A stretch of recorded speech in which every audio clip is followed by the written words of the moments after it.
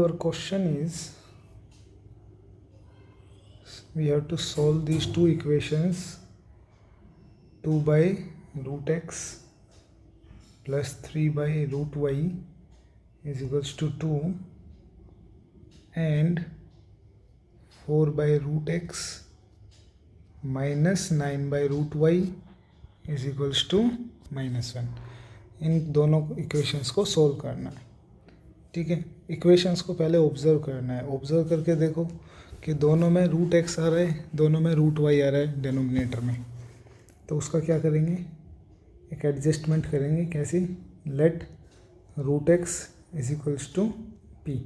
You can take any variable, P, A, B, C, whatever you want. And 1 by root y is equals to q. Now put this in given equations. So equations will transform into a new equation.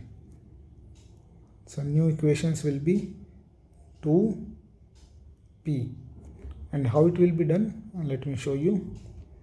2 root x we can write as 2 into 1 by root x. Okay.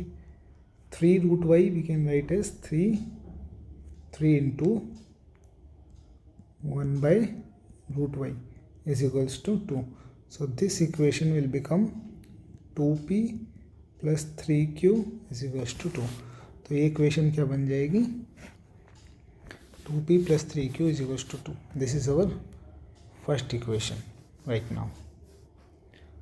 Okay. Second side देखो, 4 into 1 by root x minus 9 into 1 by root y is equals to -1. तो ये equation क्या बन जाएगी? 4p minus 9q is equals to -1. ये हमारी second equation होगी. अब हमें इसमें एलिमिनेशन मेथड लगा सकते हैं. तो एलिमिनेशन मेथड के लिए हमें क्या चाहिए? एक वेरिएबल को रिमूव करना है. कैसे रिमूव करेंगे? अब हमें दिखाई दे रहा है कि 9q है. 9q को रिमूव कर सकते हैं या फिर 4p को रिमूव कर सकते हैं. ठीक है, जैसे equation 1 will be multiplied by 2, it will become 4p, right. तो 2p plus 3q is equals to 2. It will become as 4p plus 6q is equals to 4. Equation 1 को हमने किससे मल्टीप्लाई किया? 2 से.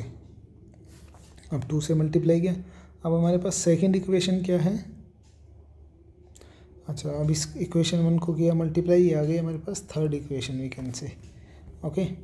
अब इक्वेशन 3 और इक्वेशन 2 को सॉल्व करेंगे. Subtracting, okay, if you want to multiply another equation you can multiply this also, but no need है ना, already here it is 4p, so no need. Subtracting, only one equation we multiplied and एक equation को multiply किया और पहले वाला हमारा variable same हो गया, पहले वाले टर्म सेम हो गई. तो subtracting equation 3 equation 3 from 2, or you can say equation 2 from 3, doesn't matter है ना, whatever you want you can do. So equation 2 from 3 कौन सी है? 4p plus 6q is equals to 4. Second equation क्या है? 4p minus 9q is equals to -1. अब when ever we subtract, जब भी इसे सब्ट्रैक्ट करेंगे नीचे वालों का साइन चेंज हो जाएगा. माइनस है, प्लस था माइनस हो गया, माइनस है तो प्लस हो जाएगा, और इधर भी माइनस है तो प्लस हो जाएगा. तो 4p minus 4p cancel over. Here 6p plus 6q 9q both will be added. दोनों को ऐड करो, ये कितना आया? 15q. तो आंसर कितना आया? 4 + 1 5. तो q कितना आया? 5/15. 5 1 5, 5 1 5, 5 3 15. So q is equals to 1/3. Now we get q is equals to 1 by 3. Putting the value of q, now putting the value of q in equation. You can put in equation 1, 2, 3 wherever you want. So I am putting in equation 1. What is equation 1? 2p plus 3q is equals to 2. इसमें q की value रखेंगे. सो 2p plus 3 into में 1 by 3 is equals to 2. So 2p plus, here 3 will cancel, it will become 1 is equals to 2.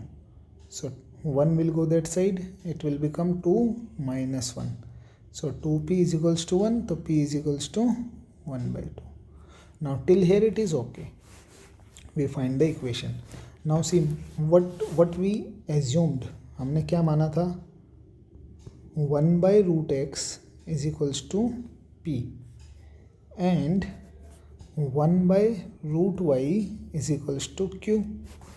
तो 1 by root x किसके बराबर हुआ? p की value कितनी है? 1 by 2 and 1 by root y किसके बराबर हुआ? q की वैल्यू कितनी है? 1 by 3. इसका रेसिप्रोकल करो. रेसिप्रोकल करेंगे तो रूट एक्स हो जाएगा. रेसिप्रोकल मतलब नीचे वाला ऊपर, ऊपर वाला नीचे. तो ये कितना हुआ? 2 एंड रूट वाई कितना हो जाएगा? 1 by 3 का उल्टा 3. ठीक है. अब स्क्वायरिंग बोथ साइड कर दो. दोनों तरफ से स्क्वायर करो. उससे क्या फ़ायदा होगा?